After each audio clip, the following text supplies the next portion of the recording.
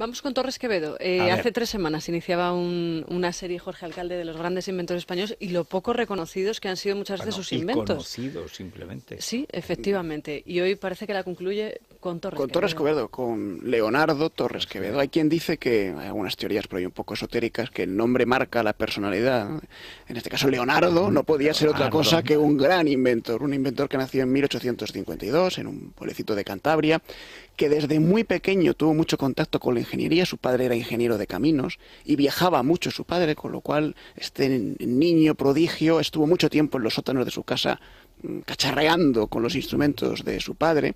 Además fue dejado para cuidar, para que le cuidaran con unas tías del padre, porque no estaba muy presente en su educación, que fueron millonarias, le dejaron una gran herencia, lo cual le permitió cierta independencia profesional para dedicarse a lo que más le apasionó desde el principio, que era inventar cosas, inventar aparatitos.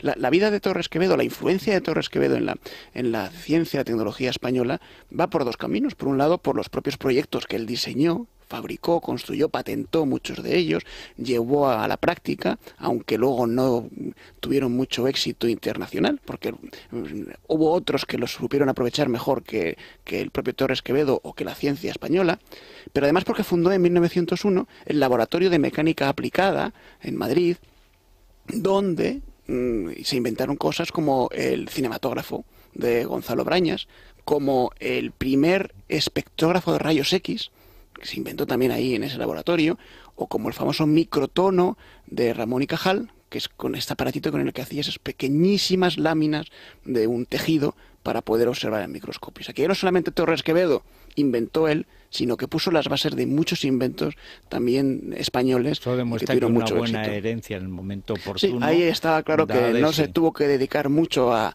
ganarse el pan, sino que a poner en práctica su ingenio con ese dinero que le dejaron sus tías, ¿no? La lista de inventos de Torres Quevedo es tan grande que la he tenido que anotar aquí. A mí, que no me gusta mucho leer los papeles, no me dejarían estar en el Parlamento hoy en día. No, prefiero solamente mirarlos de vez en cuando, pero tengo que leerlo porque es que es prácticamente inabarcable, ¿no? Y además hay que se encuentran en invento de Torres Quevedo prácticamente en todas las áreas. En la aeronáutica, en el mundo de los transbordadores, en el mundo del radiocontrol, por supuesto las máquinas de cálculo. En la aeronáutica, en 1902, desarrolla un primer prototipo de dirigible que 3 años después se puede utilizar incluso en el ejército español, y muy poquito después, en 1918, llega a patentar un dirigible llamado Hispania, que podía cruzar el Atlántico y podía haberse convertido en la primera aeronave que cruzase el Atlántico sin ningún tipo de escalas, si no hubiese sido porque, una vez más, el famoso cáncer de la ciencia española no encontró el apoyo financiero suficiente y hubo unos ingleses que cruzaron de Terranova a Irlanda sin escalas antes que él y pasaron a la historia por hacer esa primera travesía sin escalas desde Terranova a Irlanda. Pero el primer prototipo de dirigible capaz de hacer esto fue de Torres Quevedo. Trabajó mucho en el mundo del transporte por cables, en los transbordadores, los teleféricos, entre otras cosas porque él en su pueblo de Cantabria tenía algunos problemas para llegar a la escuela por un gran badén que había de 40 metros, y él diseñó ya una primera maquinita tirada por vacas que le permitía transportar tirada por vacas. Bueno, y además diseñó un sistema de seguridad que todavía hoy se utiliza en muchos de estos teleféricos, ¿no? Tanto es así que el famosísimo Spanish Autocar, que cruza el río Niágara entre dos puntos de Canadá, cerca de las cataratas de Niágara, es inventado por Torres Quevedo, es fabricado por una empresa española de la que era también partícipe Torres Quevedo, y todavía hoy, a la entrada de este Spanish Autocar, hay una especie de lápida pequeñita que hace, pues, la memoria de que Torres Quevedo fue el autor de esta cabina con cables que todavía funciona, y que funciona sin haber tenido ningún accidente reseñable desde 1909, cuando se inventó. De miel amenizadas por Torres Quevedo. Claro, claro. Fue el pionero del mando a distancia, junto con Nikola Tesla, otro gran científico el gran olvidado. También olvidado.